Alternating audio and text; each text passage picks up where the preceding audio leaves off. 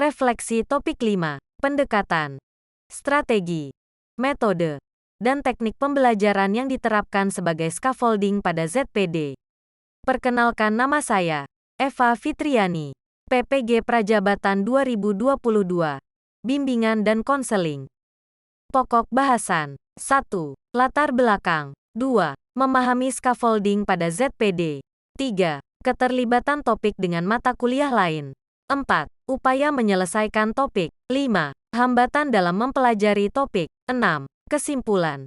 Latar belakang. Gagasan kegiatan pembelajaran secara luas mengacu pada berbagai cara mengajar yang menekankan pada partisipasi aktif peserta didik.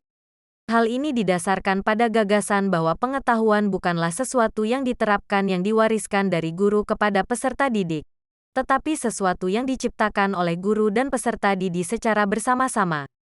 Kegiatan pembelajaran bukan hanya hal yang dilakukan guru di dalam kelas. Guru merancang kegiatan belajar untuk membantu peserta didik belajaran dengan cara baru dan berbeda. Zona perkembangan proksimal, ZPD, sering didefinisikan sebagai rentang potensi belajar individu. Kemampuan potensial ini melebihi kemampuan aktual individu ketika belajar difasilitasi oleh seseorang yang lebih ahli. Pernyataan bahwa kegiatan belajar mengarahkan perkembangan peserta didik di sekolah ke arah kemampuan reflektif tidak mewakili apa yang terjadi secara alami. Memahami scaffolding pada ZPD. Mengenai pendekatan, strategi, metode, dan teknik pembelajaran yang diterapkan sebagai scaffolding pada ZPD yang mempengaruhi proses pendidikan serta pembelajaran merupakan langkah dan keputusan yang tepat yang dilakukan oleh pendidik untuk membantu peserta didik dalam proses pembelajaran.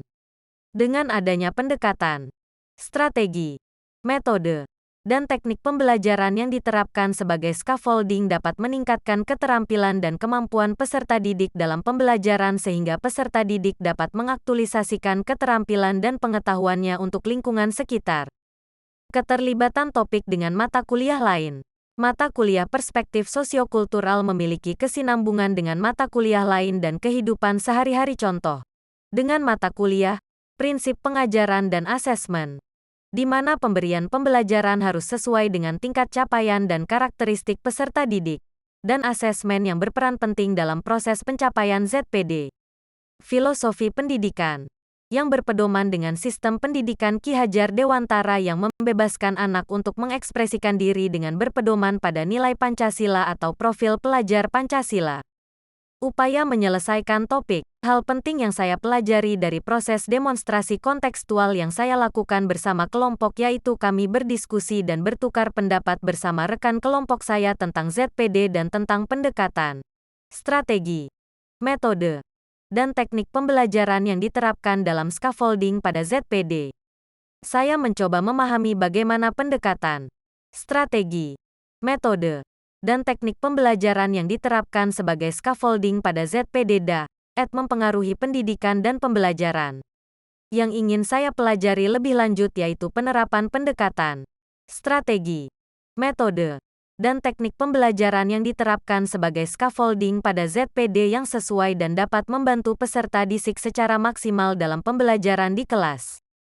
Hambatan dalam mempelajari topik. Saya perlu meningkatkan lebih pemahaman dan harus melakukan lesson study agar saya dapat menganalisis kekuatan dan kelemahan dalam diri ketika menangani peserta didik dengan keberagaman kemampuan. Dan untuk tindak lanjut saya yakni dengan terus belajar dan mencari berbagai referensi dari sumber lain. Kesimpulan, pembelajaran pada Zone of Proximal Development (ZPD) dalam pendidikan di Indonesia yang memiliki beragam latar belakang yang dibawa oleh peserta didik serta adanya kesenjangan pendidikan antara daerah di pusat kemajuan dan daerah yang jauh dari pusat kemajuan. Pandangan saya tentang pendidikan serta pengajaran di Indonesia yang perlunya perhatian khusus dalam dunia pendidikan terutama untuk daerah yang jauh dari pusat peradaban. Masih banyaknya tuntutan administrasi yang harus dikerjakan oleh guru. Keyakinan saya bahwa dapat berkontribusi dan mendukung kebijakan pemerintah dalam memajukan pendidikan di Indonesia. Pengalaman dan memori saya bahwa perlunya bagi pendidik untuk mempelajari scaffolding pada ZPD agar dapat memberikan bantuan pada peserta didik. Atas perhatiannya saya ucapkan terima kasih.